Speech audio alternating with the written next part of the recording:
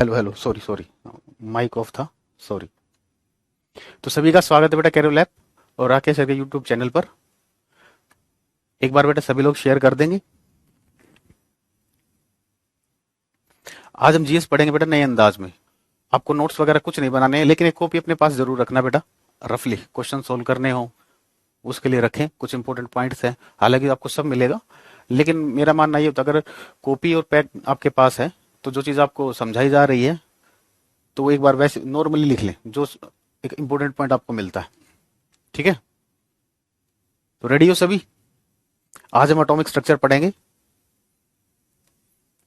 Totally समझेंगे सब। नहीं, इसके बाहर पेपर में नहीं आएगा, इसके बाहर पेपर में नहीं आएगा, और इसके बाहर पेपर में आएगा तो देखो वो कोई नहीं कर पाएगा फिर। ठीक है ना, वो फैक्चुअल डेटा होता है। देखो ऐसा है, जीएस आपको करने पड़े 25 क्वेश्चन है आपके। ठीक है, जिसमें केमिस्ट्री के 2 से 3 क्वेश्चन आते हैं और कई बार केमिस्ट्री क्वेश्चन रीजनिंग में भी आ जाते हैं, तो वो सारी चीजें कवर हो जाएंगी आपकी। ठीक है, रेडी हो सभी? चलिए बेटा, तो स्टार्ट करते हैं। एटॉमिक स्ट्रक्चर हमारा चैप्टर है। इसमें हम क्या पढ़ते हैं बेटा? एटम के बारे में पढ़ते हैं। किसके बारे में पढ़ते हैं? एटम के बारे में पढ़ते हैं। ठीक है, तो चलिए देखिए, जीडीजी सेक्शन देखोगे? जीडीजी का मतलब झलक दिखला जा। ठीक है, हम क्या क्या पढ़ने वाले एटॉमिक स्ट्रक्चर में आपको दिखाएं बेटा। अब एमएससी केमिस्ट्री से, लेकिन यहाँ उस लेवल की केमिस्ट्री पूछी नहीं जाएगी, और जो पूछी जाएगी वो एमएससी में नहीं होती। ठीक है, देखिए ये थोड़ा सा झलक दिखला से, ये ब्लैंक स्लाइड आपको समझाने के लिए। ठीक है ना, तो ये आपको एक बार दिखा देते हैं। जो जो हमें पढ़ना है सारी चीजें आपको पढ़ाई जाएंगी। ठीक है ना, सारा कंटेंट बाइलिंगुअल मिलेगा आपको, देख सकते हो हर जगह। ठीक है, इस तरीके और भी आगे हम। ठीक है, चलिए बेटा, तो स्टार्ट करते हैं। चलिए बेटा, ठीक है, शुरू करें। चलिए, तो देखिए एटम के बारे में अगर हम बात करें, सबसे पहला क्वेश्चन तो ये अराइज होता है कि ये जो शब्द है परमाणु, ये जो एटम शब्द है, ये निकल कर कहाँ से आई? कौन से वो व्यक्ति थे जिन्होंने एटम के बारे में ये जो वर्ड है एटम सबसे पहले दिया था? ठीक है ना, बहुत सारे साइंटिस्ट आए, बोलो ऋषि कनाद ने भी दिया था, लेकिन हमें जो साइंटिस्ट है उनका नाम कंसिडर करना है। ठीक है ना, पेपर के अकॉर्डिंग। तो पेपर के अकॉर्डिंग बात करें तो जो एटम वर्ड है ये किसने दिया था बेटा? ये डेमोक्रेटस नाम के व्यक्ति ने दिया था। किसने दिया था? डेमोक्रेटस नाम के व्यक्ति ने दिया था। ठीक है ना, अब एटम का स्ट्रक्चर एक्सप्लेन करने में कि एटम कैसा होगा, तो सबसे पहले आई थी बेटा डाल्टन थ्योरी। क्या आई थी सबसे पहले? डाल्टन थ्योरी आई थी। ठीक है ना, इसने एटम के बारे में क्या बोला? इसने ये कहा एटम जो होता है बेटा वो सबसे स्मॉलेस्ट पार्ट होता है। परमाणु जो होता है ये क्या होता है? सबसे स्मॉलेस्ट पार्ट होता है। मीन्स इससे छोटा कुछ हो ही नहीं सकता। ये सबसे छोटा भाग होता है जिसको आप डिवाइड कर सकते हो या नहीं, जिसको हम डिवाइड नहीं कर सकते। तो स्टार्टिंग में कुछ मिस्टेक भी हुई होंगी, बिल्कुल। ठीक है, लेकिन अगर इसके अकॉर्डिंग हम एटम की बात करें तो ये कहता है कि एटम वो सबसे स्मॉलेस्ट पार्ट होता है जिसको हम डिवाइड नहीं कर सकते। लेकिन मैं आपको बताऊंगा आज की क्लास में हम एटम को डिवाइड कर सकते हैं। ठीक है, कैसे डिवाइड करेंगे वो सारी चीजें देखेंगे। एटम डिवाइड होता है किस किस चीज में कन्वर्ट होगा, ठीक है ना, वो सारी चीजें हम देखेंगे। तो अभी तक आपको क्या याद रखना है? एटम जो शब्द था ये किसने दिया था? डेमोक्राइटस ने दिया था। एटम को एक्सप्लेन करने में सबसे पहले जो थ्योरी आई थी वो किसकी आई थी? जॉन डाल्टन की आई थी। उसने क्या कहा था? उसने ये कहा था कि एटम वो सबसे छोटा पार्ट होता है जिसे हम फिर से डिवाइड नहीं कर सकते। ठीक है, लेकिन डिवाइड कर सकते हैं, आगे बढ़ेंगे। ठीक है, अब एटम का स्ट्रक्चर एक्सप्लेन करने में हमारे पास जो सबसे मेन रोल आया वो किसका आया? जे जे थॉमसन का। सबसे पहले अगर साइंटिफिकली बात करें एटम के बारे में एक्सप्लेन करना किसने शुरू किया बेटा? जे जे थॉमसन ने शुरू किया। ठीक है, चलिए अब इससे क्वेश्चन क्या बनता है? देखो पूरा मॉडल आपको पढ़ने की जरूरत नहीं, हमने बताया ये बैच क्या होगा, टू द पॉइंट बैच होगा। ठीक है ना, इससे बाहर आपको कुछ नहीं पढ़ना है। ठीक है ना, तो इससे जो क्वेश्चन बनता है, इससे क्या क्वेश्चन बनता है कि इस मॉडल के दूसरा नाम क्या क्या था? एक तो इसका नाम था बेटा plum pudding model, plum pudding model, और एक इसका नाम था वाटरमेलन मॉडल। क्या नाम था? Watermelon model. वाटरमेलन सभी ने देखा होगा, तरबूज सभी ने देखा होगा, है ना। देखिए तरबूज में क्या होता है, देखिए जैसा तरबूज है उससे ने इसको कंपेयर, तरबूज के साथ इसको कंपेयर किया गया। इसने कहा एटम जो होता है बेटा इस तरबूज की तरह होता है, स्फेरिकल होता है। हालांकि तरबूज स्फेरिकल नहीं होता। इसने क्या कहा? एटम जो होता है वो कैसा होता है बेटा? स्फेरिकल होता है। ठीक है ना, इस स्फेरिकल में क्या होता है?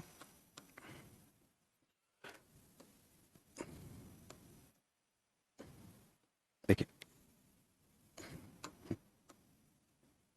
तो तरबूज आपको दिख रहा है, तरबूज का जो पार्ट होता है रेड पार्ट, यही होता है तरबूज। इस तरीके से होता है। अब इसमें क्या होता है? ब्लैक कलर के बीज होते हैं। ठीक है ना, सीड्स होते हैं। अब ये बेटा मैंने ब्लैक स्क्रीन ले रखी है तो उसको ब्लैक कलर से ना दिखाकर येलो कलर से दिखा देता हूँ।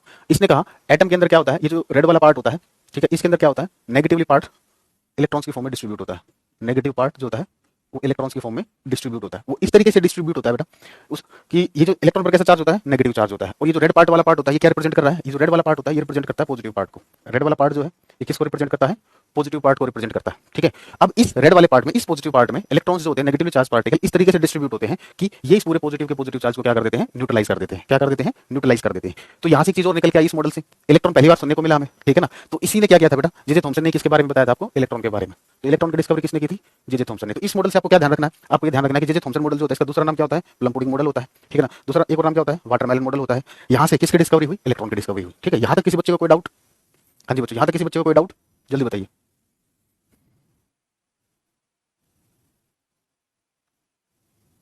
हाँ जी, यहाँ तक किसी बच्चे को कोई डाउट? अच्छा, मस्त राइटिंग है, थैंक यू बेटा उस चीज़ के लिए। आप राइटिंग छोड़िए, अभी तक जो क्वेश्चन फ्रेम हुए हैं वो ध्यान रखिए बस। ठीक है, क्लियर है सब? चलिए अब डाल्टन के बारे में बात करें, ठीक है ना। डाल्टन की जो थ्योरी थी, इसका पूरा नाम था बेटा डाल्टन एटॉमिक थ्योरी। क्या नाम था इसका? पूरा नाम डाल्टन एटॉमिक थ्योरी। तो जितना भी मैं बोर्ड पर लिख रहा हूँ ये साथ के साथ इस पीडीएफ में आपको अटैच करा दिया जाएगा, ठीक है ना। आपको कुछ भी लिखने की जरूरत नहीं होगी, ठीक है ना। बशर्ते अगर आप क्लास करोगे तो आपको पता होगा जो चीज़ लिखी है उसका मीनिंग क्या क्या है, ठीक है। ओके हिमांशु जी, ठीक है। तो यहां से क्वेश्चन बनता है एटॉमिक थ्योरी किसने दी थी? एटॉमिक थ्योरी किसने दी थी? जॉन डाल्टन ने दी थी। एटॉमिक थ्योरी किसने दी थी? जॉन डाल्टन ने दी थी, ठीक है। चलिए ये कहानी हो गई इसकी, जे जे थॉमसन की। चलिए अब आगे स्लाइड्स आपको दिखाएंगे, पहले समझ लेते हैं। फिर दूसरा एक्सपेरिमेंट आया बेटा, रदरफोर्ड मॉडल। दूसरा क्या है? Rutherford model. इससे क्वेश्चन क्या क्या बनेंगे वो सारी चीजें हम बात करेंगे, पहले हम आपको बताते हैं रदरफोर्ड मॉडल था क्या।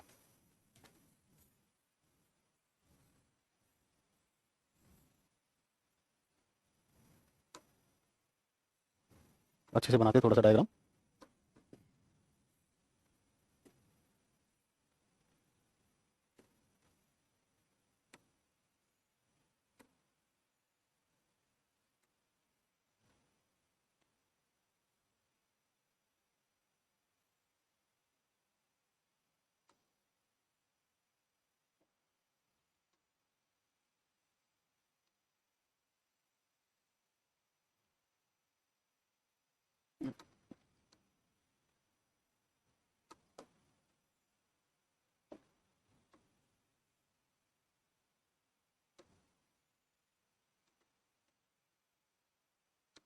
अरे यार एक,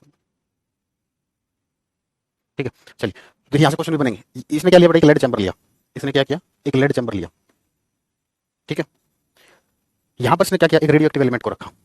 कौन से एलिमेंट को रखा? एक रेडियो एक्टिव एलिमेंट को रखा। ये क्या आपका? एक रेडियो एक्टिव एलिमेंट। अब रेडियो एक्टिव एलिमेंट क्या होते हैं ये अलग से हमारा चैप्टर आएगा, तीसरा चैप्टर जो होगा हमारा रेडियो एक्टिव एलिमेंट, रेडियो सक्रिय तत्व।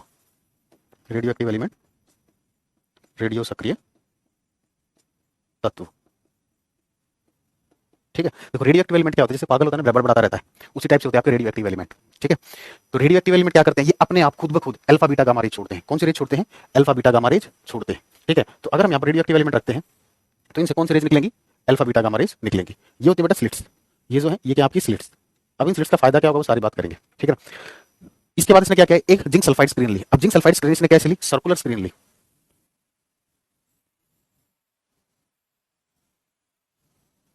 ठीक है। इसने कैसे ली? एक जिंक सल्फाइड स्क्रीन ली, सर्कुलर स्क्रीन ली। अब सर्कुलर के लिए वो सारी बातें बात करेंगे, ठीक है। यहां पर इसने लिया बेटा गोल्ड फॉइल। यहां पर इसने क्या लिया? क्या किसका यूज किया? ये आपकी गोल्ड फॉइल, सोने की परत, ठीक है। चलिए अब रेडियो एक्टिव एलिमेंट जो होता है, रेडियो एक्टिव एलिमेंट से क्या होंगी? अल्फा बीटा गामा रेज निकलेंगे, यहां से रेज निकलेंगी, ठीक है। अब पहला क्वेश्चन ये है कि लेड चैम्बर क्यों यूज किया गया? कोई दूसरा चैम्बर यूज कर लेता क्या दिक्कत थी?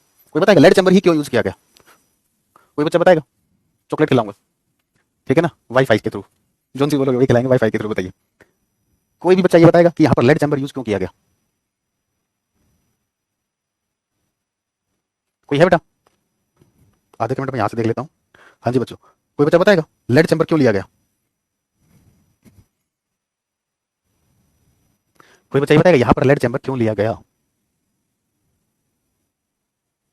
Beam of particle. बेटा मैं पूछ रहा हूँ आपका नाम क्या है? आप ये बता रहे हो सर मैं सुबह उठता हूँ, सारा दिन क्लास करता हूँ, जब क्लास नहीं होती सेल्फ स्टडी करता हूँ, रात को बेहोश हो जाता हूँ क्योंकि दिन में इतनी मेहनत करता हूँ, पता ही नहीं होता रात को कहाँ गिरा हूँ, कहाँ सो रहा हूँ, सो रहा हूँ, सुबह फिर से मेहनत कर लेता हूँ। जो पूछ रहा हूँ वो नहीं बताओगे, सारी चीजें बता दोगे। बहुत बढ़िया बेटा, प्रभात बहुत बढ़िया। देखो आपने बोला रेडिएशन ब्लॉक करता है, इसको अलग लैंग्वेज में समझिए।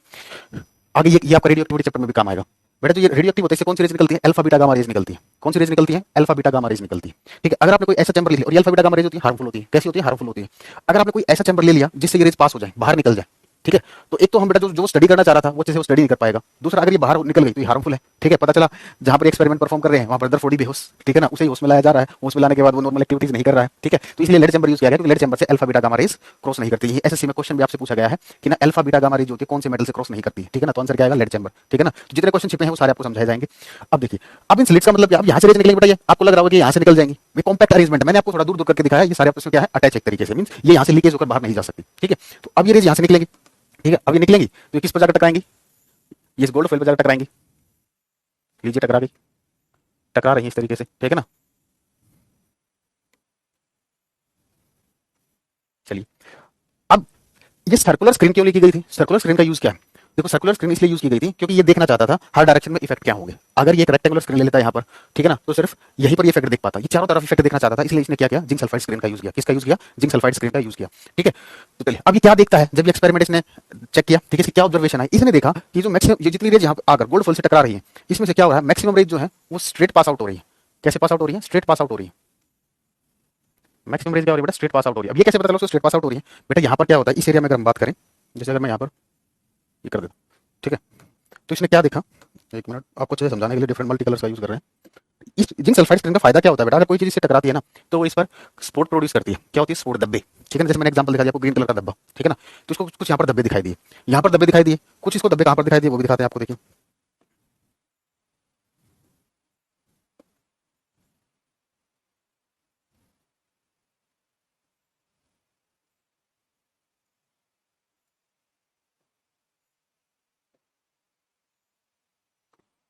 कुछ धब्बे इसको यहाँ पर दिखाई दिए, कुछ धब्बे इसको यहाँ पर दिखाई दिए, और कुछ धब्बे इसको यहाँ पर दिखाई दिए।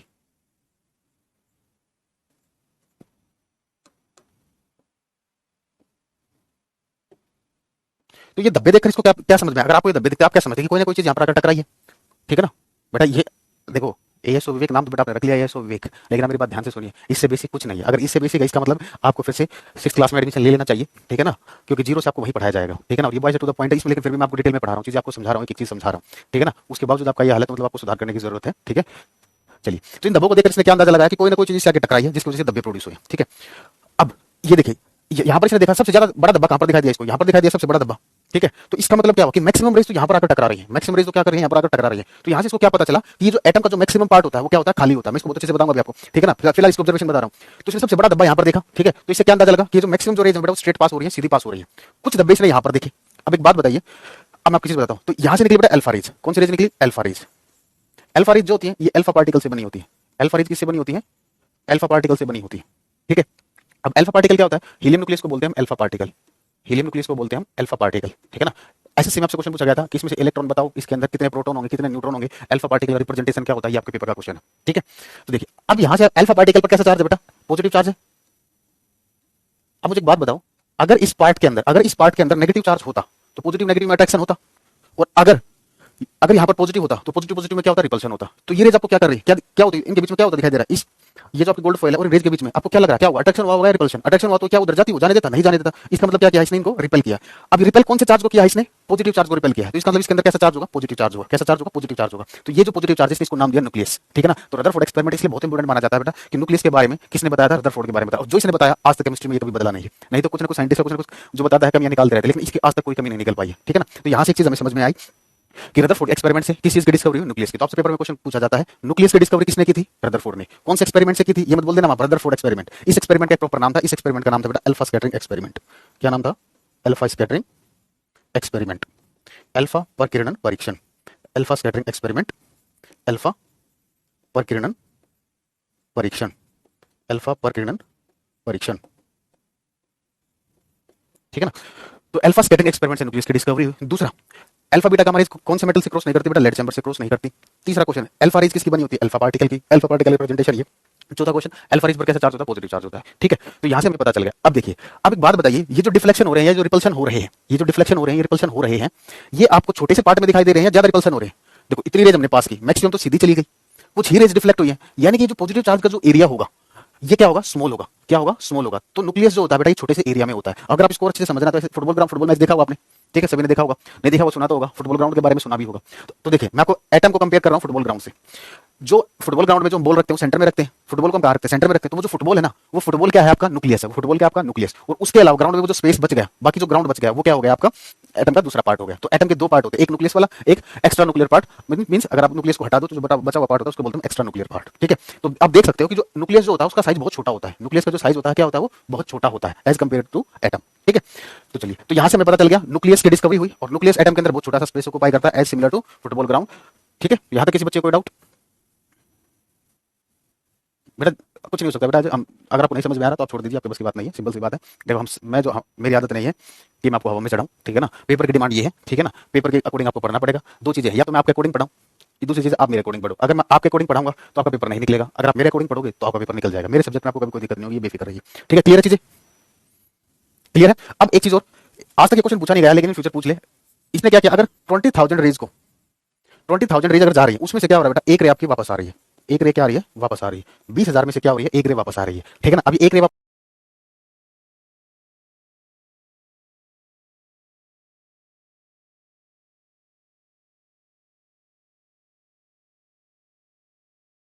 आने का फंडा समझिए। अब ये जो अल्फा पार्टिकल बेटा, इसका कुछ मास होगा, ठीक है ना, 4 यूनिट इसका मास है, इसका कुछ मास है। तो एक बात बताओ, मैं आपको एक एग्जांपल लेता हूं, एक छोटा पत्थर है, एक बड़ा पत्थर है, ठीक है। अगर आप इस बड़े पत्थर को छोटे पत्थर पर मारोगे तो डिस्प्लेस होकर आगे चला जाएगा। लेकिन वहीं अगर आप उल्टा करो, अगर आप इस छोटे पत्थर को इस बड़े पत्थर पर मारोगे तो कौन सा पत्थर वापस आएगा, छोटा पत्थर ही जाएगा। तो यानी कि जो वापस आ रहा है, ये क्या आ रहा है, अल्फा रेज वापस आ रही है, यानी कि अल्फा पार्टिकल वापस आ रहा है, ठीक है ना। तो यानी कि इस अल्फा पार्टिकल का जो मास होगा वो न्यूक्लियस के मास से क्या होगा, कम होगा, ठीक है ना। इससे आपसे क्वेश्चन नहीं पूछेगा, क्यों होगा, बस आपको पता होना चाहिए अगर 20,000 रेज पास किए तो कितनी रेज रिफ्लेक्ट होंगी, ठीक है, रिफ्लेक्ट बैक होंगी। तो ये कहानी थी बेटा आपकी। इसमें किसी बच्चे को डाउट? ये था आपका रदरफोर्ड मॉडल, ठीक है। अब रदरफोर्ड मॉडल से 4 क्वेश्चन मैंने आपको बता दिए, ठीक है। इसके बाद आता है बेटा बोहर मॉडल, इसके बाद क्या आता है, बोहर मॉडल, ठीक है ना। अब इसके एक्सपेरिमेंट में कुछ दिक्कतें थी, ठीक है ना, इसकी कुछ लिमिटेशन थी, हाइड्रोजन स्पेक्ट्रम एक्सप्लेन नहीं कर पाया था। एक क्वेश्चन आपसे पूछा जाता है, हाइड्रोजन स्पेक्ट्रम सबसे पहले किसने एक्सप्लेन किया था, नील बोहर ने एक्सप्लेन किया था। ये हाइड्रोजन स्पेक्ट्रम होता क्या, इसको पढ़ने की आपकी जरूरत नहीं, क्लास 11 का टॉपिक है, ठीक है ना। बस आपके माइंड में थोड़ा बहुत आपको पता होना चाहिए कि सबसे पहले हाइड्रोजन स्पेक्ट्रम किसने किया था, नील बोहर ने एक्सप्लेन किया था। इसकी दिक्कत क्या थी कि एटम की स्टेबिलिटी को एक्सप्लेन नहीं कर पाया था। तो इसीलिए जब किसी में कोई कमी होती है, उसी के बाद तो दूसरा मॉडल आता है, तो उस कमी को दूर करने के लिए आया था आपका बोहर मॉडल। कोई आपसे पूछे इसकी लिमिटेशन क्या है, आप बोलोगे कि एटम की स्टेबिलिटी को एक्सप्लेन नहीं कर पाया था, तो इसीलिए क्या आया था, फिर बोहर मॉडल आया था। बोहर का मॉडल बिल्कुल बहुत सिंपल था, ठीक है। देखिए बोहर मॉडल में क्या कहा, बोहर ने क्या कहा कि जो एटम होता है, एटम के सेंटर में एक पॉजिटिव पार्ट होता है। जो रदरफोर्ड ने कहा वही किसने कहा, बोहर ने कहा, ठीक है ना, कि एटम के सेंटर में क्या होता है, पॉजिटिव पार्ट होता है, और इसके अराउंड में क्या होते हैं, सर्कुलर पाथ होते हैं। क्या होते हैं, सर्कुलर पाथ होते हैं। तो ये जो सर्कुलर पाथ होते हैं, इनको नाम दिया जाता है बेटा ऑर्बिट।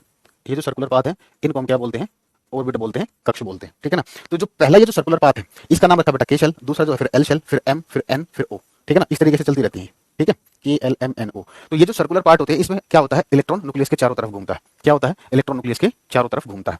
अब ये जो होता है के जो होगा, इसकी बेटा सबसे लोवेस्ट एनर्जी होगी, इसकी एनर्जी सबसे कम होगी। ये क्वेश्चन बता रहा हूं पेपर में, आपसे पूछ ले के एल में किसकी एनर्जी सबसे कम या ज्यादा होगी, तो सबसे कम एनर्जी किसकी होती है, के शेल की। उससे ज्यादा होगी बेटा एल शेल की, उससे ज्यादा होगी एम शेल की, फिर एन शेल की, फिर ओ शेल की, ठीक है ना। तो ये क्या है, एक तरीके से increasing order of energy, increasing order of energy, ऊर्जा का बढ़ता क्रम। तो कौन से ऑर्बिट की एनर्जी सबसे कम होती है, के की, ठीक है, ऊर्जा का बढ़ता क्रम, ऊर्जा का बढ़ता क्रम, ठीक है। अब देखो ये जो सर्कुलर पाथ होते हैं, ये क्या आपके ऑर्बिट है, बहुत बड़ी चीज बता रहा हूं, देखना ये क्या है, ऑर्बिट है। इनके पास जो एनर्जी होगी, मुझे एक बात बताइए, आपको क्या लगता है, ये जो ऑर्बिट है इनकी एनर्जी फिक्स होगी, मतलब अगर मैं के ऑर्बिट की बात करूं, इसकी एनर्जी फिक्स होगी या बदलती रहेगी, कुछ और बेटा, सक्सेस की टू ऑल, जल्दी बताइए, जल्दी बताइए, आपको क्या लगता है, इसकी एनर्जी फिक्स रहेगी या बदलती रहेगी, बेटा इसकी एनर्जी क्या होती है, हमेशा फिक्स रहती है, ठीक है। तो जो ऑर्बिट होते हैं, इसकी एनर्जी क्या होती है, फिक्स्ड होती है, इसके पास फिक्स्ड एनर्जी है। तो अगर एनर्जी फिक्स्ड है, अगर एनर्जी फिक्स्ड है तो इसे एक नाम दिया गया है, इसको बोलते हैं बेटा क्वांटाइजेशन ऑफ एनर्जी। क्या बोलते हैं, क्वांटाइजेशन ऑफ एनर्जी। तो पेपर में क्वेश्चन आपसे पूछा जाता है कि क्वांटाइजेशन ऑफ एनर्जी का जो कॉन्सेप्ट था वो किसने दिया था बेटा, बोहर ने दिया था। क्वांटाइजेशन ऑफ एनर्जी का जो कॉन्सेप्ट था वो किसने दिया था बेटा, बोहर ने दिया था, ठीक है ना। अब उसके बाद अब देखिए, अगर हम एटम को एक्सप्लेन करते हैं, अब एक हमने इलेक्ट्रॉन के बारे में पढ़ लिया। अब ये जो पॉजिटिव वाला पार्ट होता है ना, ये पॉजिटिव पार्ट क्या रिप्रेजेंट करता है, प्रोटॉन्स को रिप्रेजेंट करता है, मतलब सॉरी, ये जो पॉजिटिव वाला पार्ट है ये क्या होता है, आपका न्यूक्लियस होता है, ठीक है ना। ये पॉजिटिव पार्ट क्या आपका न्यूक्लियस। इस न्यूक्लियस के अंदर क्या होता है बेटा, दो पार्टिकल होते हैं, कौन कौन से, प्रोटॉन प्लस न्यूट्रॉन। कौन कौन से होते हैं, प्रोटॉन प्लस न्यूट्रॉन। तो सर इसे पॉजिटिव से क्यों रिप्रेजेंट करते हैं, हमने यहाँ पर पॉजिटिव चार्ज को क्यों रिप्रेजेंट किया गया, क्योंकि बेटा न्यूट्रॉन जो होता है उस पर कोई चार्ज नहीं होता, न्यूट्रॉन पर कोई चार्ज नहीं होता। चार्ज किस पर होता है, प्रोटॉन पर, और प्रोटॉन पर चार्ज कितना होता है, पॉजिटिव होता है। तो इसके अंदर दो पार्टिकल हैं, प्रोटॉन और न्यूट्रॉन। इसको पॉजिटिव साइन से क्यों रिप्रेजेंट करते हैं, क्योंकि प्रोटॉन पर पॉजिटिव होता है, न्यूट्रॉन पर कोई चार्ज नहीं होता, इसलिए हम इसको पॉजिटिव से रिप्रेजेंट करते हैं, ठीक है। अब यही से एक बात सुनिए, इन दोनों को मिलाकर, इन दोनों को मिलाकर एक नाम दिया गया, कोई बताएगा इन दोनों को मिलाकर हम क्या बोलते हैं, इन दोनों को मिलाकर एक स्पेशल एक नाम दिया गया है। बेटा ये बैच एसएससी के लिए, सिर्फ और सिर्फ एसएससी के लिए, दूसरे एग्जाम में हेल्प कर सकता है लेकिन कवर ये एसएससी को करेगा, इस चीज का ध्यान रखना, ठीक है ना। जी आपको बिल्कुल क्लियर बता देते हैं, बेटा हिंदी में बता तो रहे हैं, हिंदी तो बोल रहा हूँ, इंग्लिश कहाँ बोल रहा हूँ, ठीक है। देखिए मैंने यहाँ पर हिंदी लिखी, यहाँ पर ये नोट्स में तो आपको पूरी बाइलिंगुअल नोट्स में आपको पूरी मिलेगी, नोट्स में आपको सब मिलेगा इंग्लिश में। इन दोनों को मिलाकर बोला जाता है बेटा न्यूक्लियॉन्स। इन दोनों को मिलाकर हम क्या बोलते हैं, न्यूक्लियॉन्स। तो कोई आपसे पूछे न्यूक्लियॉन्स क्या होते हैं, बोलोगे सर प्रोटॉन प्लस न्यूट्रॉन, दोनों को मिलाकर हम क्या बोलते हैं, न्यूक्लियॉन्स बोलते हैं। दोनों को मिलाकर हम क्या बोलते हैं, न्यूक्लियॉन्स बोलते हैं, ठीक है। चलिए अब इस बात सुनिए, आपको क्या लगता है, इलेक्ट्रॉन प्रोटॉन न्यूट्रॉन जो होते हैं, इलेक्ट्रॉन प्रोटॉन न्यूट्रॉन जो होते हैं, क्या ये सबसे छोटे पार्टिकल होते हैं, क्या इनसे भी कोई छोटा पार्टिकल एग्जिस्ट कर सकता है। बेटा एमसीक्यू के लिए आपको बताया जाएगा, ऐप पर आपको टेस्ट देना है, ठीक है ना। कल हमारा चैप्टर पूरा हो जाएगा, ठीक है ना, कल हमारा चैप्टर पूरा हो जाएगा, उसके बाद आप प्रॉपर टेस्ट देना, ठीक है ना।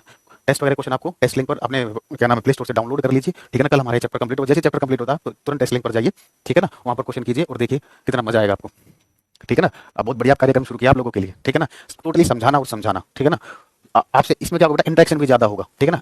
आप लोगों को डाउट होंगे वो भी साथ के साथ सोल्व कर दिए जाएंगे, क्योंकि हमें सिर्फ समझाना, लिखना नहीं, लिखने वाला टाइम तो बच रहा है, तो उसको हम इंटरेक्शन में यूज करेंगे ताकि बच्चे को ऑफलाइन वाली फील आए, ठीक है। चलिए, तो बेटा इलेक्ट्रॉन प्रोटॉन न्यूट्रॉन जो होते हैं, आपको लगता होगा कि ये सबसे छोटे पार्टिकल होते हैं, लेकिन इनसे छोटे पार्टिकल और भी होते हैं। क्या हमें सर उनके बारे में पढ़ना नहीं, आप लोगों को उनके बारे में नहीं पढ़ना है, बस ये ध्यान रखना है कि प्रोटॉन और न्यूट्रॉन जो बने होते हैं ये क्वार्क से बने होते हैं। दोनों के दोनों किससे बने होते हैं, क्वार्क से। ये नाम ध्यान रखना, किससे बने होते हैं, ये क्वार्क से बने होते हैं। और ये जो क्वार्क है इसकी खोज किसने की थी बेटा, जेलमैन ने। ये सब लिखा हुआ पीडीएफ में बेफिक्र रहिए, ठीक है ना। क्वार्क की खोज किसने की थी बेटा, जेलमैन ने की थी, ठीक है ना। अगर मैं आपसे क्वेश्चन पूछता हूं, देखो मैंने आपको पूरा आइटम पढ़ा दिया, तीनों मॉडल पढ़ा दिए। चलिए थोड़ा सा रिकैप करें, चलिए सुनिए। जे थॉमसन आया सबसे, सॉरी स्टार्टिंग से चलते हैं। एटम जो वर्ड था वो किसने दिया था, डेमोक्राइटस ने दिया था, ठीक है। उसके बाद डाल्टन आया, डाल्टन की थ्योरी का नाम क्या था, डाल्टन एटॉमिक थ्योरी। क्वेश्चन क्या बनता है पेपर में, एटॉमिक थ्योरी किसने दी थी, जॉन डाल्टन ने दी थी। और उस थ्योरी के बारे में आपको कुछ पढ़ने की जरूरत नहीं है। उसके बाद है मॉडल, सबसे पहला मॉडल कौन सा है, जे थॉमसन मॉडल है। जे थॉमसन मॉडल का दूसरा नाम क्या होता है, प्लम पुडिंग मॉडल होता है। बेटा ये जो प्लम पुडिंग मॉडल होता है ना, हिंदी में यही से नाम से आता है paper, plum pudding model. Watermelon model के नाम से आता है। तो जे थॉमसन के मॉडल का क्या नाम था, प्लम पुडिंग मॉडल था और वाटरमेलन मॉडल था, ठीक है। जे थॉमसन से कौन से फंडामेंटल पार्टिकल की डिस्कवरी हुई, इलेक्ट्रॉन की डिस्कवरी हुई। किसकी, एक तरीके से इलेक्ट्रॉन की डिस्कवरी। उसका एक्सपेरिमेंट किया था, उसको नहीं सोचना, आपको बस ये सोचना इलेक्ट्रॉन की डिस्कवरी किसने की थी बेटा, जे थॉमसन ने की थी। किसने की थी, जे थॉमसन ने, ठीक है ना। ये तो उसने मॉडल एक्सपेरिमेंट, उससे पहले जो एक्सपेरिमेंट किया था उस एक्सपेरिमेंट से किसकी खोज हुई थी बेटा, इलेक्ट्रॉन की डिस्कवरी हुई थी। क्लियर है यहाँ तक। रदरफोर्ड मॉडल आया, फिर रदरफोर्ड मॉडल से क्वेश्चन क्या बनते हैं, लेड चैम्बर से अल्फा बीटा गामा रेज पास नहीं होती। रदरफोर्ड मॉडल के नाम, रदरफोर्ड मॉडल जो था उसका नाम क्या था, अल्फा स्कैटरिंग एक्सपेरिमेंट, अल्फा प्रकीर्णन परीक्षण। उस एक्सपेरिमेंट से किसकी डिस्कवरी हुई, न्यूक्लियस की डिस्कवरी हुई। उसमें किसका यूज किया गया था, रेडियोएक्टिव एलिमेंट का यूज किया गया था। रेडियोएक्टिव एलिमेंट कौन से होते हैं, जिनसे अल्फा बीटा गामा रेज निकलती है। अल्फा पार्टिकल का रिप्रेजेंटेशन क्या है, हीलियम न्यूक्लियस को बोलते हैं अल्फा पार्टिकल, ठीक है। तो यहाँ से पता चल गया कि एटम के अंदर पॉजिटिव पार्ट होता है, उसका जो एरिया होता है वो बहुत छोटा होता है, छोटे से वॉल्यूम में वो प्रेजेंट होता है, ठीक है। बेटा डाल्टन देखो, आपको पूरी, आप यहाँ को सब्जेक्टिव पेपर थोड़ी देना, डाल्टन की थ्योरी से क्वेश्चन ये एक बनता है, पॉजिटिव एक्टिव था, उसका नाम क्या था, अल्फा स्कैटरिंग एक्सपेरिमेंट, अल्फा प्रकीर्णन परीक्षण। उस एक्सपेरिमेंट से किसकी डिस्कवरी हुई, न्यूक्लियस की डिस्कवरी हुई। उसमें किसका यूज किया गया था, रेडियोएक्टिव एलिमेंट का यूज किया गया था। रेडियोएक्टिव एलिमेंट कौन से होते हैं, जिनसे अल्फा बीटा गामा रेज निकलती है। अल्फा पार्टिकल का रिप्रेजेंटेशन क्या है, हीलियम न्यूक्लियस को बोलते हैं अल्फा पार्टिकल, ठीक है। तो यहाँ से पता चल गया कि एटम के अंदर पॉजिटिव पार्ट होता है, उसका जो एरिया होता है वो बहुत छोटा होता है, छोटे से वॉल्यूम में वो प्रेजेंट होता है, ठीक है। बेटा डाल्टन देखो, आपको पूरी, आप यहाँ को सब्जेक्टिव पेपर थोड़ी देना, डाल्टन की थ्योरी से क्वेश्चन ये एक बनता है। ये तो बड़ा, ये धीरे धीरे मैंने रिवाइज किया है बस, ठीक है ना। फिर उसके बाद क्या है, बोर मॉडल आया। बोर मॉडल ने क्या कहा कि एटम के सेंटर में एक पॉजिटिव पार्ट होता है, उसके चारों तरफ क्या होती है, सर्कुलर पाथ होते हैं। उन सर्कुलर पाथ को क्या बोलते हैं, ऑर्बिट बोलते हैं। और इस पॉजिटिव पार्ट के अंदर क्या प्रेजेंट होते हैं, प्रोटॉन प्लस न्यूट्रॉन प्रेजेंट होते हैं। प्रोटॉन प्लस न्यूट्रॉन को मिलाकर हम बोलते हैं न्यूक्लियॉन्स। और ये प्रोटॉन और न्यूट्रॉन किसके बने होते हैं, क्वार्क के बने होते हैं। तो अगर पेपर में आपसे क्वेश्चन पूछा जाए न्यूक्लियॉन्स किसके बने हैं, तो आप क्या बोलोगे, सर प्रोटॉन प्लस न्यूट्रॉन या क्वार्क, इन दोनों में से आपके पास एक ऑप्शन मिलेगा, ठीक है। उसके बाद बोर, क्वांटाइजेशन ऑफ एनर्जी के बारे में किसने बताया बेटा, बोर ने बताया, ठीक है। अब अगला क्वेश्चन आता है कि ये जो ऑर्बिट्स हैं बेटा, ठीक है ना, हाँ दूसरा, ये ऑर्बिट्स कैसे होते हैं, इंक्रीजिंग ऑर्डर ऑफ एनर्जी में होते हैं। सबसे कम एनर्जी कौन से ऑर्बिट की होती है, के ऑर्बिट की होती है। उससे ज्यादा किसकी होती है, एल की होती है। उससे ज्यादा एम की होती है, फिर एन की होती है, फिर ओ की होती है। ये हो गया आपका इंक्रीजिंग ऑर्डर ऑफ एनर्जी, ठीक है। अब एक बात बताइए, इन ऑर्बिट्स के अंदर क्या है बेटा, इलेक्ट्रॉन प्रेजेंट है। इन ऑर्बिट्स के अंदर क्या है, इलेक्ट्रॉन प्रेजेंट है। आप लोगों को पता होगा कि के जो होता है, के अंदर कितने इलेक्ट्रॉन्स होते हैं, 2 इलेक्ट्रॉन्स होते हैं। एल के अंदर कितने होते हैं, 8 होते हैं। एम के अंदर कितने होते हैं, 18 होते हैं। एन के अंदर कितने होते हैं, 32 होते हैं। ओ के अंदर कितने होते हैं, 50 होते हैं। ये कैसे पता चला, इसके लिए एक फॉर्मूला दिया गया था बेटा, 2n²। क्या फॉर्मूला दिया गया था, 2n²। इस फॉर्मूले से हम पता करते हैं कि किसी भी ऑर्बिट में कितने इलेक्ट्रॉन्स होंगे, भी दिखाएंगे आपको। अब मेरा पहला क्वेश्चन सुनिए, उसका आंसर मैं दूंगा, दूसरे क्वेश्चन का आंसर मैं आप लोगों से पूछूंगा कि ये जो n होता है, ये n क्या रिप्रेजेंट करता है, ये n बेटा ऑर्बिट नंबर को रिप्रेजेंट करता है। n किसको रिप्रेजेंट करता है, ऑर्बिट नंबर को रिप्रेजेंट करता है। ये सब बच्चों को पता है, इसलिए क्वेश्चन पेपर में नहीं आएगा। पेपर में जो क्वेश्चन आएगा वो क्वेश्चन ये है, n² क्या रिप्रेजेंट करता है, n² क्या रिप्रेजेंट करता है, ये आपको बताना। n² क्या रिप्रेजेंट करता है, जल्दी बताइए, n² क्या रिप्रेजेंट करता है, कमेंट देखें आप लोगों के।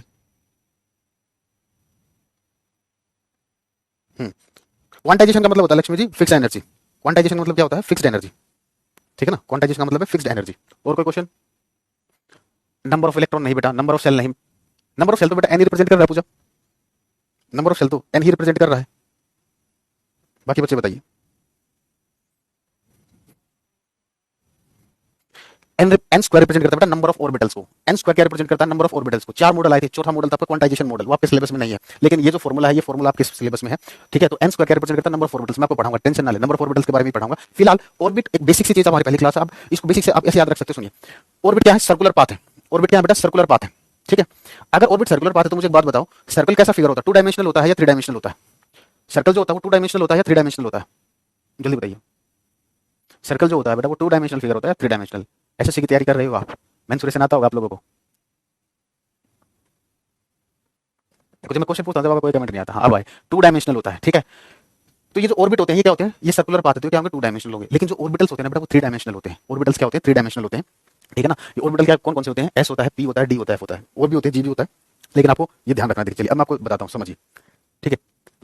हमने जहां से पढ़ना स्टार्ट किया था, देखो जो जो आपको पढ़ा है वो सब लिखा है, ठीक है ना। एटम जो शब्द था वो किसने दिया था बेटा, डेमोक्राइटस ने दिया था, ठीक है। जो समझाया वो स्लाइड आपके साथ रहेगी। 10 एटम की डेफिनेशन लिखी कि वो सबसे छोटा पार्ट है जिसे हम फिर से डिवाइड नहीं कर सकते। स्ट्रक्चर ऑफ एटम को 3 मॉडल से एक्सप्लेन किया गया। जे थॉमसन, इसका दूसरा नाम क्या था, प्लम पुडिंग मॉडल था, वाटरमेलन मॉडल था, ठीक है। दूसरा है आपका रदरफोर्ड मॉडल, ठीक है ना। यहाँ पर ये क्या है बेटा, ये अल्फा है, ठीक है ना, ये अल्फा है, क्या है ये अल्फा, ठीक है। चलिए इसके बारे में हम पढ़ चुके हैं सारी चीजें। यार रदरफोर्ड मॉडल रहा आपका, ठीक है ना।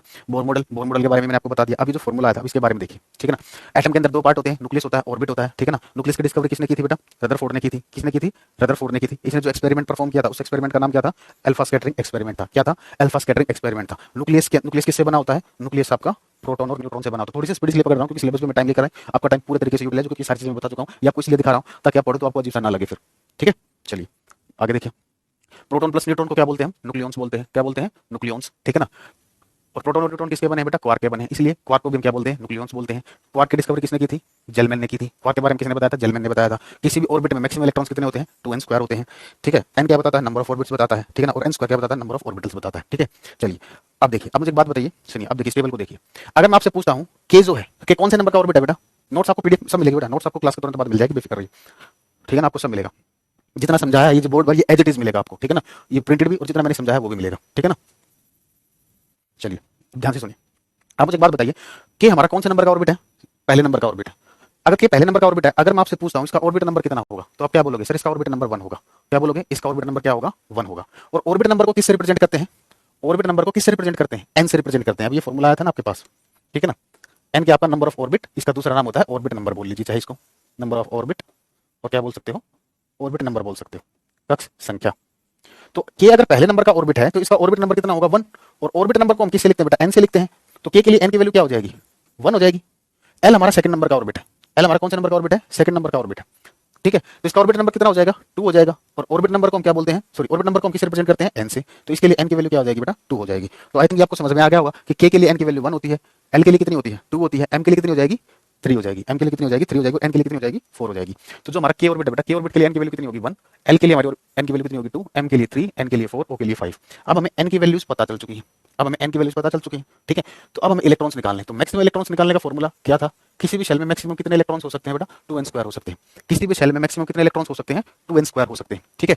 तो यहाँ पर अगर आपको ये पता लगाना है कि के शेल में कितने इलेक्ट्रॉन्स होंगे, तो उसके लिए आप एन की क्या वैल्यू रखोगे? 1 रखोगे। अगर आपने एन यहाँ पर 1 रख दिया तो 1 का स्क्वायर क्या हो जाएगा? 1। 1 इंटू 2, 2। तो के शेल में मैक्सिमम कितने इलेक्ट्रॉन्स आ जाएंगे बेटा? 2 आ जाएंगे, ठीक है ना। अब आपको पता लगाना है कि एल शेल में मैक्सिमम कितने इलेक्ट्रॉन्स होंगे। एल शेल में मैक्सिमम कितने इलेक्ट्रॉन्स होंगे, तो कितने होंगे?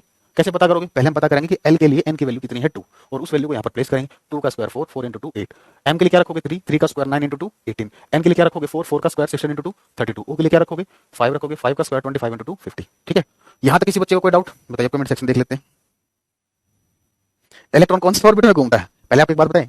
अगर मॉडर्न की बात करो तो आगे ऑर्बिटल कॉन्सेप्ट आता है, ठीक है ना। और अगर यहाँ पर बात करें तो डिपेंड करता है आपका एटम कौन सा है, ठीक है ना। कौन सा आप एटम ले रहे हो। अगर आप हाइड्रोजन ले रहे हो तो इलेक्ट्रॉन के ऑर्बिट में घूमेगा, ठीक है ना। और अगर आप हीलियम ले रहे हो, हीलियम में भी के में घूमेगा। अगर आप लिथियम ले रहे हो तो के में भी घूमेगा, एल में भी घूमेगा। जिस ऑर्बिट में इलेक्ट्रॉन प्रेजेंट होंगे उन सभी में घूमेगा। जिस ऑर्बिट में इलेक्ट्रॉन प्रेजेंट होंगे वहां पर घूमेगा, ठीक है।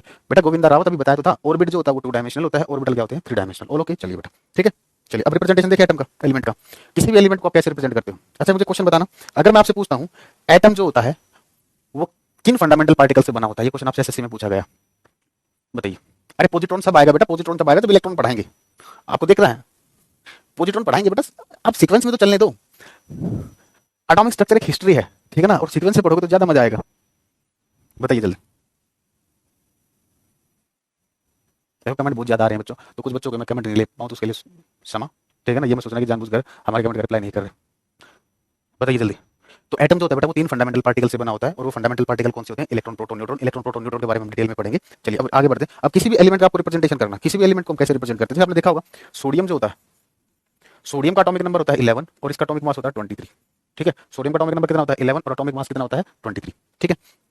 तो ये जो नीचे लिखा है ये क्या होता है? आपका एटॉमिक नंबर होता है, परमाणु संख्या होती है। क्या होता है? ये एटॉमिक नंबर होता है, परमाणु संख्या होती है। यहां से पेपर में क्वेश्चन क्या आता है वो भी सुन लीजिए। ये जो एटॉमिक नंबर होता है, ठीक है ना, इसका स्टैंडर्ड अल्फाबेट क्या होता है? एटॉमिक नंबर को आप किससे लिखते हैं? ए से, बी से, सी से, डी से। जल्दी से इस क्वेश्चन का आंसर दीजिए। एटॉमिक नंबर को आप किससे रिप्रेजेंट करते हैं? ए से, बी से, सी से, डी से। जल्दी बताइए बेटा, ये आपका 17 से 18 क्लास में कंप्लीट हो जाएगा। एटॉमिक नंबर को किससे रिप्रेजेंट करते हैं? जल्दी बताइए। ए से, बी से, सी से, डी से। ए से, बहुत बढ़िया, वेरी गुड, एक्सीलेंट। मूर्खों, जेड से। किससे? जेड से। ना ए से, ना बी से, ना सी से, ना डी से। मूर्खों इधर देख लेते, ये रिप्रेजेंटेशन नकल कर लेते, ठीक है ना। हाँ जी जी, रुचि जी होगा, ठीक है। आपको बोला ना एक महीने की ड्यूरेशन है, जून में स्टार्ट हुआ, जून में कंप्लीट हो जाएगा, ठीक है ना, जून में ही कंप्लीट हो जाएगा, ठीक है। तो पेपर का क्वेश्चन होता है, ठीक है, एटॉमिक नंबर किससे रिप्रेजेंट किया जाता है? जेड से। और ये होता है बेटा एटॉमिक मास, इसका दूसरा नाम होता है मास नंबर। क्या होता है मास नंबर। तो एटॉमिक मास जो होता है बेटा, एटॉमिक मास को आप किससे रिप्रेजेंट करते हैं, एटॉमिक मास को हम ए से रिप्रेजेंट करते हैं। तो किसी भी एलिमेंट का रिप्रेजेंटेशन होता है वो ये होता है, ये एक्स हमने एक जर्नल एलिमेंट लिया, ये कोई भी एलिमेंट हो सकता है, ठीक है ना, कोई भी एलिमेंट हो सकता है, इसलिए हमने यूज कर लिया एक्स। एटॉमिक नंबर को आप लोगों को ऐसा कुछ याद तो नहीं आ रहा है, ऐसा कुछ याद तो नहीं आ रहा है,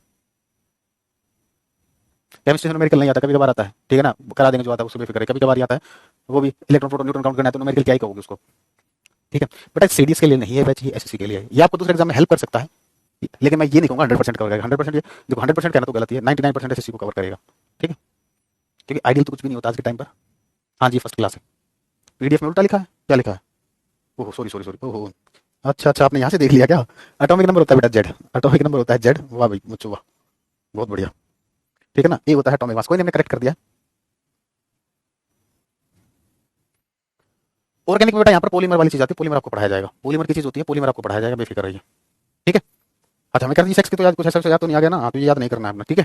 तो किसी भी एलिमेंट का रिप्रेजेंटेशन ये होता है, ये उसका सिंबल होता है, ये एटॉमिक नंबर होता है, ये एटॉमिक मास होता है, ठीक है। चलिए अब हम आप बात करते हैं, ये जो एटॉमिक नंबर होता है, ये एटॉमिक नंबर आपको क्या इन्फॉर्मेशन देता है, ठीक है ना। एटॉमिक नंबर जो होता है ये आपको क्या इन्फॉर्मेशन देता है। एटॉमिक नंबर आप अगर आपको बोल दे किसी एलिमेंट का आपको एटॉमिक नंबर पता है, ठीक है ना, तो उससे आप क्या इन्फॉर्मेशन निकाल सकते हो, देखिए। तो एटॉमिक नंबर जो होता है ये हमेशा बराबर होगा नंबर ऑफ प्रोटॉन्स के, तो आपको एटॉमिक नंबर पता है, ठीक है ना, तो उससे आप क्या इन्फॉर्मेशन निकाल सकते हो, देखिए। तो एटॉमिक नंबर जो होता है ये आपको क्या इन्फॉर्मेशन होता है, ठीक है। चलिए अब हम आप बात करते हैं, ये जो एटॉमिक नंबर होता है, ये एटॉमिक नंबर आपको क्या इन्फॉर्मेशन देता है, ठीक है ना। एटॉमिक नंबर जो होता है ये आपको क्या इन्फॉर्मेशन देता है। एटॉमिक नंबर आप अगर आपको बोल दे किसी एलिमेंट का आपको एटॉमिक नंबर पता है, ठीक है ना, तो उससे आप क्या इन्फॉर्मेशन निकाल सकते हो, देखिए। तो एटॉमिक नंबर जो होता है ये हमेशा बराबर होगा नंबर ऑफ प्रोटॉन्स के। ये पीडीएफ में है तो थोड़ा टाइम बचा लेते हैं, ठीक है ना। देखिए एटॉमिक नंबर जो होता है बेटा ये हमेशा किसके बराबर होता है, नंबर ऑफ प्रोटॉन्स के, कोई भी केस हो, ठीक है ना। एटॉमिक नंबर हमेशा किसके बराबर होगा, नंबर ऑफ प्रोटॉन्स के बराबर होगा, ठीक है। देखिए जैसे सोडियम है बेटा, एटॉमिक नंबर हमेशा नीचे लिखा होगा रिप्रेजेंटेशन में, तो ये लिखा है 11, तो ये क्या इसका एटॉमिक नंबर। और एटॉमिक नंबर किसके बराबर होता है, नंबर ऑफ प्रोटॉन्स के बराबर होता है। तो जितना एटॉमिक नंबर होगा उसके अंदर उतने ही प्रोटॉन्स होंगे। इसका एटॉमिक नंबर कितना है 11, तो प्रोटॉन्स कितने हैं 11। इसका एटॉमिक नंबर कितना है बेटा, ये Na प्लस है, ये प्लस चार्ज है, ये टू नेगेटिव चार्ज है, ठीक है। तो इसका एटॉमिक नंबर कितना है 11, तो एटॉमिक नंबर जितना होगा उसमें प्रोटॉन इतने ही होंगे, तो इसके अंदर प्रोटॉन की संख्या कितनी होगी 11 होगी। इसका एटॉमिक नंबर कितना है बेटा 8, तो इसमें प्रोटॉन की संख्या कितनी होगी 8। तो क्या आपको प्रोटॉन निकालने आ गए हैं, क्या ये मैं समझू। अगर कोई आपको नींद में उठाकर भी पूछे बताइए इसके अंदर नंबर ऑफ प्रोटॉन्स कितने हैं, बोल ये मत बोलना सर हमें एटॉमिक नंबर याद नहीं है, ठीक है ना, वो मैं आपको सारी लिस्ट दूंगा अभी, ठीक है ना। इन स्लाइड्स के लास्ट में आपको 1 से लेकर 20 तक एलिमेंट के एटॉमिक नंबर एटॉमिक मास सब मिलेंगे, ठीक है ना। हाँ लेकिन अगर आपको कोई अगर नींद आप सो आपसे उठाकर मुझे बताओ इसके अंदर कितने प्रोटॉन्स होंगे, ठीक है, तो आपको एटॉमिक नंबर याद होना चाहिए, ठीक है ना। और उसको खींच के इसके अंदर इतने होंगे, है ना, ऐसा मत करना नहीं तो पता चला उल्टा उधर से भी पलटवार हो गया है, ठीक है ना। तो जितना एटॉमिक नंबर उतने प्रोटॉन्स, ठीक है। चलिए अब ये जो एटॉमिक नंबर होता है, आपने देखा होगा कुछ लोग बोलते हैं कि एटॉमिक नंबर बराबर होता है नंबर ऑफ इलेक्ट्रॉन्स के, बेटा वो हमेशा नहीं होता। इसकी कंडीशन है अगर उस एटम पर कोई चार्ज नहीं है, अगर उस एटम पर कोई चार्ज नहीं है तो उस केस में क्या होगा, एटॉमिक नंबर इलेक्ट्रॉन को बताएगा। इसलिए मैंने ब्रैकेट में लिखा न्यूट्रल। न्यूट्रल का मतलब हिंदी में होता है उदासीन, ठीक है ना। सर ये तो हिंदी में इसका प्रोनाउंसिएशन हुआ, मतलब क्या होता है न्यूट्रल मतलब जिस पर कोई भी चार्ज ना हो, ठीक है, जिस पर कोई भी चार्ज ना हो, ना तो पॉजिटिव चार्ज हो ना नेगेटिव चार्ज। अगर किसी पर कोई पॉजिटिव चार्ज नहीं है, कोई नेगेटिव चार्ज नहीं है, तो उस केस में जितना एटॉमिक नंबर होगा उतने ही क्या होंगे उसके अंदर नंबर ऑफ इलेक्ट्रॉन्स होंगे। अच्छा मुझे एक बात बताइए, देखो क्रैम करने की बिल्कुल भी जरूरत नहीं। किसी भी चीज पर चार्ज कब नहीं हो सकता, किसी भी चीज पर चार्ज कब नहीं हो सकता, कोई भी एटम उस पर चार्ज कब नहीं हो सकता, जब उसमें जितना पॉजिटिव चार्ज है अगर उतना ही उसके अंदर नेगेटिव चार्ज हुआ, जितना पॉजिटिव चार्ज है अगर उतना ही नेगेटिव चार्ज हुआ, तो दोनों एक दूसरे को कैंसिल आउट कर देंगे, तो उस पर चार्ज कितना आ जाएगा, जीरो आ जाएगा। चार्ज कितना आ जाएगा, जीरो आ जाएगा, ठीक है। अब ये पॉजिटिव, अब एटम के अंदर 3 फंडामेंटल पार्टिकल्स हैं, कौन कौन से, इलेक्ट्रॉन प्रोटॉन न्यूट्रॉन। कौन कौन से पार्टिकल है, इलेक्ट्रॉन प्रोटॉन न्यूट्रॉन। कौन कौन से पार्टिकल है, इलेक्ट्रॉन प्रोटॉन न्यूट्रॉन, ठीक है। अब हमें पता है न्यूट्रॉन पर तो कोई चार्ज होता ही नहीं, और इलेक्ट्रॉन पर नेगेटिव चार्ज होता है, और प्रोटॉन पर कैसा चार्ज होता है, पॉजिटिव चार्ज होता है। तो यानी कि एटम पर चार्ज कब नहीं होगा, जब ये दोनों बराबर हो जाए, तो इसलिए मैंने लिखा न्यूट्रल। सिंपल सी बात है, अगर किसी एटम पर कोई चार्ज नहीं है तो इसका मतलब उसके अंदर पॉजिटिव चार्ज और नेगेटिव चार्ज दोनों बराबर हैं, और पॉजिटिव चार्ज किससे रिप्रेजेंट किया जाता है, प्रोटॉन से रिप्रेजेंट किया जाता है, और नेगेटिव चार्ज किससे रिप्रेजेंट किया जाता है एटम में, इलेक्ट्रॉन से रिप्रेजेंट किया जाता है। तो यानी कि जितने प्रोटॉन होंगे उतने ही इलेक्ट्रॉन होंगे, ठीक है। चलिए सर ये तो ठीक है, अगर चार्ज आ गया तो सर कैसे काउंट करेंगे इलेक्ट्रॉन, अगर चार्ज आ गया तो कैसे काउंट करेंगे इलेक्ट्रॉन। तो देखिए कोई दिक्कत नहीं है, आपको फॉर्मूला आपको हमेशा याद रखना है, जो भी एटॉमिक नंबर है आप उसको एज इट इज लिख लो, ठीक है ना। जैसे मैंने यहाँ पर लिख लेता हूँ, थोड़ा सा कलर चेंज करता हूँ, इस पर कलर आएगा अच्छा आपका रेड दिख जाएगा, आपको पिंक दिख जाएगा, है ना। देखिए एटॉमिक नंबर कितना है 11, तो मैंने क्या इस 11 को एज इट इज लिख लिया। ये है 8, मैंने इस 8 को एटॉमिक नंबर को एज इट इज लिख लिया। उसके बाद क्या करना है, इस चार्ज को देखिए, इस पर कितना चार्ज है बेटा +1, कितना चार्ज है +1। आपको क्या करना है, इस चार्ज के साइन को रिवर्स कर देना है, +1 है तो क्या कर दोगे -1, ठीक है। और ये -2 है तो क्या कर दोगे +2, चार्ज के साइन को रिवर्स कर देना बस, ठीक है ना, काउंट कर लीजिए सिंपल। तो दोनों के अंदर क्या आ गए इलेक्ट्रॉन, इसके अंदर भी इलेक्ट्रॉन 10 है, इसके अंदर भी इलेक्ट्रॉन 10 है, तो जिसके अंदर नंबर ऑफ इलेक्ट्रॉन 10 10 है, दोनों में नंबर ऑफ इलेक्ट्रॉन बराबर है। तो मुझे एक बात बता दीजिए, अगर नंबर ऑफ इलेक्ट्रॉन बराबर है तो आप इन्हें क्या बोलोगे, जल्दी बताइए। हिंट मैंने दे दिया आइसो। अब जल्दी से आप इस क्वेश्चन का आंसर दीजिए, मैं आपके कमेंट का वेट कर रहा हूं, जल्दी बताइए। हाँ जी बच्चों जल्दी, बेटा बार बार कमेंट ना करें आज। अरे न्यूट्रॉन निकालना सिखाएंगे बेटा, अभी सिखाएंगे, इससे अगला टॉपिक न्यूट्रॉन निकालने का ही है। आप लोगों को पता नहीं पेशेंस नाम की एक अच्छी चीज होती है, जब टीचर पढ़ा रहा हो ना तो पेशेंटली बस उसकी सुनते रहा करो, ठीक है ना, वो अपनी तरफ से आपको बेस्ट देगा। बहुत बढ़िया बेटा, isotope isotope isotope, very good excellent. मूर्खों इसको आइसो इलेक्ट्रॉनिक बोलते हैं, इसको क्या बोलते हैं, आइसो इलेक्ट्रॉनिक बोलते हैं, आइसोटोप नहीं। ठीक है ना। अगर नंबर ऑफ इलेक्ट्रॉन्स कभी बराबर आ जाए तो उसे एक स्पेशल नाम दिया गया है आइसो इलेक्ट्रॉनिक। ठीक है।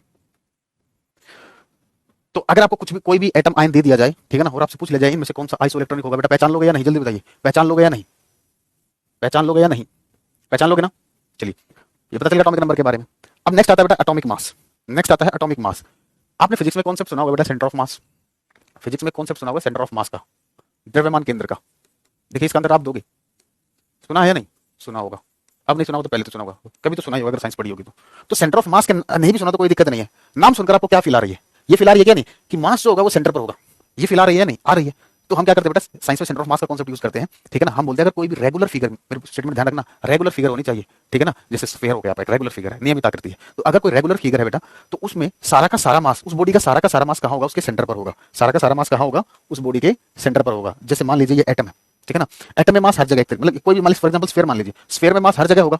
स्फीयर में मास क्या होगा, हर जगह होगा, हाँ सर हर जगह होगा। लेकिन हम क्या बोलते हैं कि सारा का सारा मास कहाँ प्रेजेंट होगा, उसके सेंटर पर प्रेजेंट होगा। ठीक है ना, क्योंकि अगर हम रिजल्ट निकालें, हर एक पॉइंट के मास को कंसीडर करके रिजल्ट निकालें और सारा का सारा मास सेंटर पर कंसीडर करके निकालें तो दोनों रिजल्ट सेम आते हैं। इसलिए हम हमारे लिए सिंपल क्या होगा, एक एक पॉइंट को ऐड करें, ठीक है, या सिर्फ यहाँ इस कॉन्सेप्ट का यूज कर लें। तो I think centre of mass का कॉन्सेप्ट यूज करना ज्यादा ईजी है। ठीक है, तो मुझे एक बात बताइए, एटम का सारा मास कहाँ प्रेजेंट होगा, एटम के सेंटर पर होगा। एटम का सारा मास कहाँ होगा, एटम के सेंटर पर होगा। एटम के सेंटर में क्या है, न्यूक्लियस। तो एटम का सारा मास यहीं पर होगा, बिल्कुल होगा सर। अब मुझे एक बात बताओ, इस सेंटर में कौन से पार्टिकल मिलते हैं, इस सेंटर में कौन से पार्टिकल मिलते हैं सर, इसमें तो प्रोटॉन और न्यूट्रॉन मिलते हैं। ठीक है ना, तो अभी ये जो प्रोटॉन प्लस न्यूट्रॉन लिखा है ये सिर्फ नंबर लिखा है। ठीक है, जितने इसके अंदर प्रोटॉन होंगे प्लस न्यूट्रॉन होंगे। अगर आपको एक्जेक्ट मास निकालना है तो जितने प्रोटॉन होंगे उसको क्या करोगे, एक प्रोटॉन के मास से मल्टीप्लाई कर दोगे, और जितने न्यूट्रॉन होंगे उसको एक न्यूट्रॉन के मास से मल्टीप्लाई कर दोगे, सम कर दोगे, टोटल मास आ जाएगा। ये मैं लास्ट में सिखा भी दूंगा, इसकी कोई जरूरत भी नहीं। ठीक है ना, तो यानी कि एटॉमिक मास जो है ये किसके बराबर दिख रहा है आपको, प्रोटॉन प्लस न्यूट्रॉन के बराबर दिख रहा है। एटॉमिक मास किसके बराबर दिख रहा है, प्रोटॉन प्लस न्यूट्रॉन के बराबर दिख रहा है। अगर मैं आपसे क्वेश्चन पूछता हूँ, ये सॉरी मुझे जल्दी से बता दीजिए, इसका एटॉमिक मास कितना होगा, इसका एटॉमिक मास कितना होगा, जल्दी बताइए, इसका एटॉमिक मास कितना होगा। एटॉमिक मास ऊपर रिप्रेजेंट किया गया है तो कितना होगा बेटा, 23 होगा। एटॉमिक मास कितना होगा, 23 होगा। ठीक है, अब देखिए, अब हमें पता है एटॉमिक मास किसके बराबर है बेटा, प्रोटॉन प्लस न्यूट्रॉन के बराबर है। किसके बराबर है, प्रोटॉन प्लस न्यूट्रॉन के बराबर है। ठीक है, अब बता दीजिए इसमें प्रोटॉन कितने हैं, प्रोटॉन किसके बराबर होते हैं, एटॉमिक नंबर के। इसका एटॉमिक नंबर कितना है बेटा, 11। एटॉमिक नंबर कितना है इसका, 11। तो यहां से नंबर ऑफ न्यूट्रॉन कितने आ गए, 12 आ गए। ये तो कॉन्सेप्ट हो गया कि नंबर ऑफ न्यूट्रॉन कैसे निकालते हैं। ठीक है, ये तो आपको पता चला कि नंबर ऑफ न्यूट्रॉन कैसे निकालते हैं। ठीक है, चलिए अब मैं आपको डायरेक्ट ट्रिक बताता हूँ। ठीक है ना, सुनिए, दो नंबर दिख रहे हैं, एडिशन सब्ट्रैक्शन तो आप लोगों को आता ही है। ठीक है, तो यहाँ पर आप सब्ट्रैक्शन याद रखना, बड़े नंबर में से छोटे नंबर को माइनस कर दीजिए। बड़ा नंबर कौन सा है, एटॉमिक मास। एटॉमिक मास को किससे रिप्रेजेंट करते हैं, ए से। छोटा नंबर कौन सा है, जेड। तो नंबर ऑफ न्यूट्रॉन अगर आपको निकालने हो तो किसको किस में से माइनस करोगे बेटा, ए में से जेड को माइनस करोगे। ये डायरेक्ट फॉर्मूला भी आपके पेपर में पूछा जाता है। ठीक है ना, ये डायरेक्ट फॉर्मूला भी क्या होता है आपके पेपर में पूछा जाएगा, नंबर ऑफ न्यूट्रॉन्स निकालने का। ठीक है ना, नंबर ऑफ न्यूट्रॉन्स निकालने का डायरेक्ट फॉर्मूला पूछा जाएगा। ठीक है, तो लीजिए, ठीक है, ये कहानी रही, आइसो इलेक्ट्रॉनिक सब लिखा है यहाँ पर। ठीक है ना, ये एटॉमिक मास की कहानी लिखी है। ठीक है ना, आगे ये फॉर्मूला भी लिखा नंबर ऑफ न्यूट्रॉन्स का। अब मुझे एक बात बताइए, अब मैं आप लोगों से क्वेश्चन पूछता हूँ, अब मैं आप लोगों से क्वेश्चन पूछता हूँ। ठीक है ना, मुझे एक बात बताइए, जैसे कि अगर मैं आपसे क्वेश्चन पूछता हूँ, एटॉमिक मास, ध्यान से सुनना मेरा क्वेश्चन, एटॉमिक मास, ऑप्शन भी दूंगा, और एटॉमिक नंबर में, एटॉमिक मास और एटॉमिक नंबर में क्या रिलेशन होता है। इस क्वेश्चन मार्क की जगह आपको साइन यूज करना है, A option, B option, C option, D option, E option, F, जी,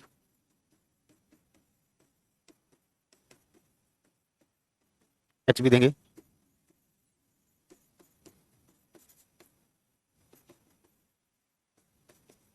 चलिए बेटा, क्या आंसर दोगे, जल्दी बताइए। धीरज सिंह, बहुत बढ़िया, बहुत बढ़िया, बहुत बढ़िया बच्चों। अच्छा, mind NP, proton electron neutron कहाँ पे मिलता है, अरे मूर्ख को एटम के अंदर होता है। आप पूछोगे एटम कहाँ होता है, एटम कहाँ होता है, अरे बेटा हर चीज एटम की तो बनी है, जो आपने कपड़े पहन रखे हैं वो भी एटम के बने हैं। ठीक है ना, जो मैं मार्कर यूज कर रहा हूं ये भी एटम का बना है, ये बोर्ड भी एटम का बना है, हर जगह इलेक्ट्रॉन प्रोटॉन न्यूट्रॉन है। ठीक है ना, हर जगह इलेक्ट्रॉन प्रोटॉन न्यूट्रॉन है। देखो बेटा, एटॉमिक मास जो होता है ना, एटॉमिक मास हमेशा, सॉरी, एटॉमिक मास जो होता है एक केस को छोड़कर हमेशा बड़ा होगा एटॉमिक नंबर से। जैसे भी हमने किया, सोडियम जो होता है इसका एटॉमिक नंबर 11 है और एटॉमिक मास कितना है, 23 है। लेकिन हाइड्रोजन पूरी पीरियोडिक टेबल का एकमात्र एक ऐसा एलिमेंट है जिसका एटॉमिक नंबर और एटॉमिक मास दोनों बराबर होते हैं, जिसका एटॉमिक नंबर और एटॉमिक मास क्या होते हैं, दोनों बराबर होते हैं। ठीक है, तो हाइड्रोजन की वजह से यहाँ पर आ जाएगी इक्वेलिटी। तो अगर कोई आपसे पूछता है एटॉमिक मास और एटॉमिक नंबर में क्या रिलेशन होता है, तो आप क्या बोलोगे, sir atomic mass atomic number के बराबर भी हो सकता है और इससे बड़ा भी हो सकता है। बोलोगे बराबर कब होता है, हाइड्रोजन के केस में एटॉमिक नंबर और एटॉमिक मास दोनों बराबर होते हैं, और बाकी सभी एलिमेंट्स में क्या होता है, एटॉमिक मास एटॉमिक नंबर से बड़ा होता है। ठीक है, तो यहाँ तक हमने क्लास कवर कर लिया। कल वाली क्लास में इलेक्ट्रॉनिक कॉन्फिगरेशन से स्टार्ट करेंगे। ठीक है ना, अभी आपको क्या करना बेटा, एक वेट करना। ठीक है ना, क्योंकि ये चैप्टर लिंक चलता है, एक कल तक का वेट करना, कल ये चैप्टर पूरा हो जाएगा, उसके बाद टेस्ट लिंक पर जाकर आप अपने क्वेश्चन लगाना, टेस्ट लिंक पर जाकर आप उसके क्वेश्चन लगाना। ठीक है ना, क्योंकि आदि कनेक्टेड है। ठीक है ना, तो कैसे रही क्लास बेटा, ईमानदारी से बताना। हाँ बेटा श्वेता, ले सकते हो, बिल्कुल ले सकते हो। कैसी रही क्लास, ईमानदारी से बताना। पढ़ने में मजा आया नहीं है, समझ आया नहीं, मजा आया, समझ में आना चाहिए। जितने क्वेश्चन बनते हैं इस टॉपिक से, जितने क्वेश्चन बनते हैं मैंने आपको सारे बताए, सारे। ठीक है ना, आप अब देख लेना, क्वेश्चन लगा कर देखना आपको। ठीक है ना, सारे क्वेश्चन आपसे होंगे। Proton plus neutron equal to, क्यों नहीं लिखा सर आपने, कहाँ नहीं लिखा बेटा, क्या नहीं लिखा, सब लिखा है। बहुत ही यूनिक, गुड। समझ आ गया ना। ओके बेटा लक्ष्मी, थैंक यू बेटा धीरज। तो सेशन को शेयर करना ना भूले। ठीक है ना, तो केमिस्ट्री को इस अंदाज में भी पढ़ा जा सकता है बच्चों। बेटा क्या कह रहे हो, proton plus neutron equal to क्यों लिखा है सर आपने, क्या लिखा है, क्यों लिखा है, प्रोटॉन प्लस न्यूट्रॉन बराबर एटॉमिक मास होता है, कहाँ पर कह रहे हो आप। ठीक है, ठीक है ना, ये एटॉमिक मास होता है प्रोटॉन प्लस न्यूट्रॉन के बराबर। ठीक है ना, और ये सारी पीडीएफ में आपको सारी जानकारी भी है। ठीक है, चलिए बेटा, तो आज के लिए इतना ही रखते हैं। ठीक है ना, कल इस चैप्टर को कंप्लीट करेंगे। ठीक है, थैंक यू बेटा Vishu. Okay guys, this for today, thank you, bye bye, take care.